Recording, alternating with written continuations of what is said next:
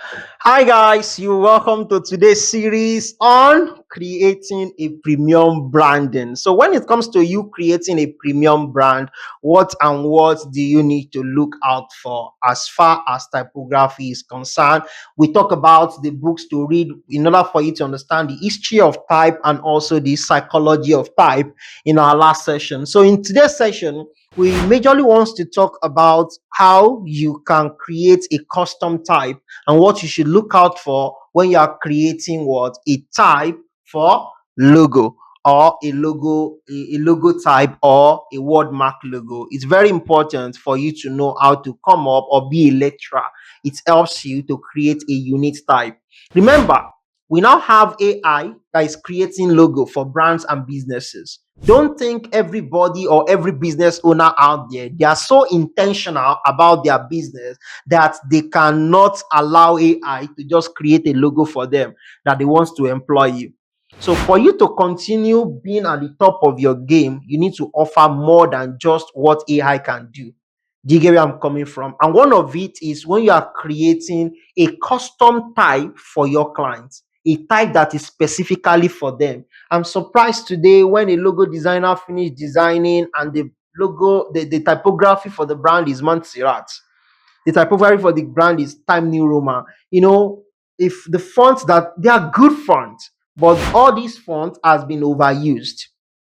I can tell you categorically well from my experience in presenting logos to clients, I can't count the numbers of time that what makes me sell my idea more than what it was is the fact that the typography that I use is either their custom or their unique typography that is not as common as what everybody knows. So you must not be predictable. When you are predictable, you are replaceable. So we always say that nobody is indispensable. Yes, nobody is indispensable. Make it difficult for you to be what? Dispensable. And for you to make that happen, you must not be predictable. So when your clients can predict the kind of fonts that you are going to use for their project, that's in one way or the other. Even if that font is the font that can work, that's another thing. The font is the font that can work, but the fact that it has been overused can make it what look as if you have not still done any good job. Do you understand? Or you did not really do much. They see it as just ordinary written. So I can tell you categorically well that by the time you start creating a custom typography, you tend to sell a lot of your ideas with ease, and they see how intentional you are as a brand designer. I'll share a very good experience with you. I work with one of the best design agency in US, and that's Adesi.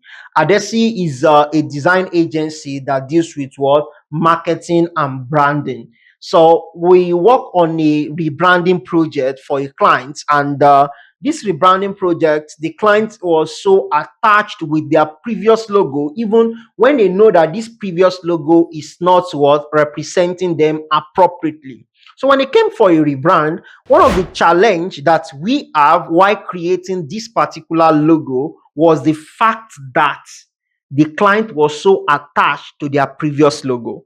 So because they are very, very attached to it, there's need for us to work in a very simple way that they can do away with that attachment that they have with their previous logo and buy this new one that works very well. So as a beginner or intermediate designers, you might be thinking that the best way for you to get this done is to use different mock-up to show how your logo look very nice.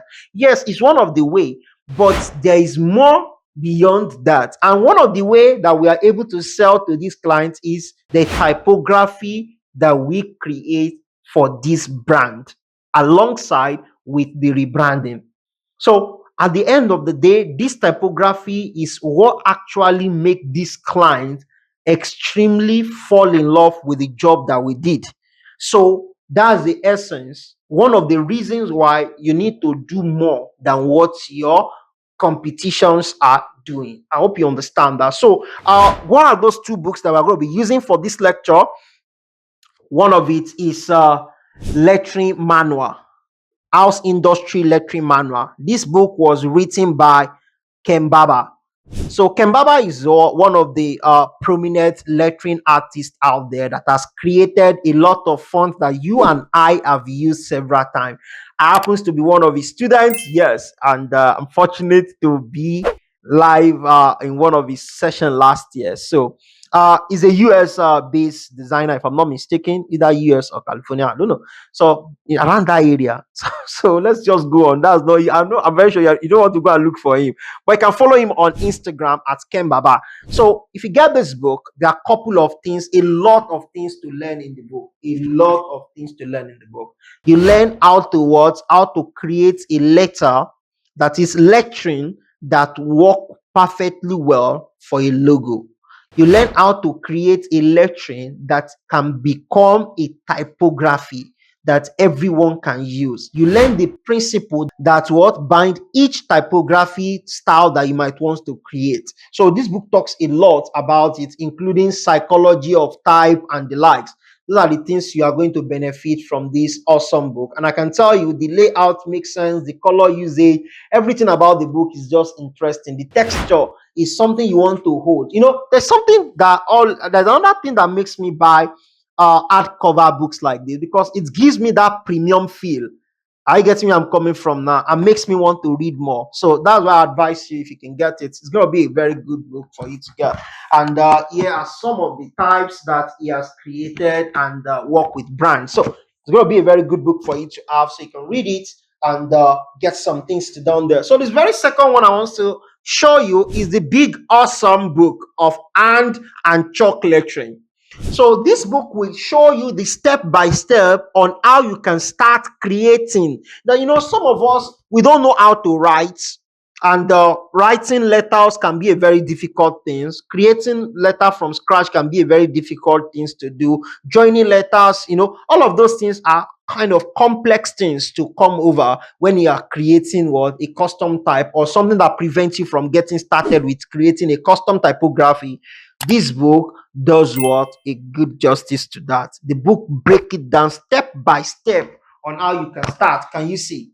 Just a step after the other. Just like you have a teacher before you that is teaching you, putting you through how you can start. Okay, draw a stroke, then this stroke, you can see step by step. So it's a very good book for you to get. Also, Dina Rodriguez is the one who wrote the book. So you can find it on Amazon. Yeah. So it's going to be a very nice one for you to start with in order for you to be able to create your custom typography. And till in the next class, we are going to talk about awesome books to look out for in the next class. And I don't want you to miss that series. Remember, don't miss it so that you're not going to mix it. Until then, let's keep creating.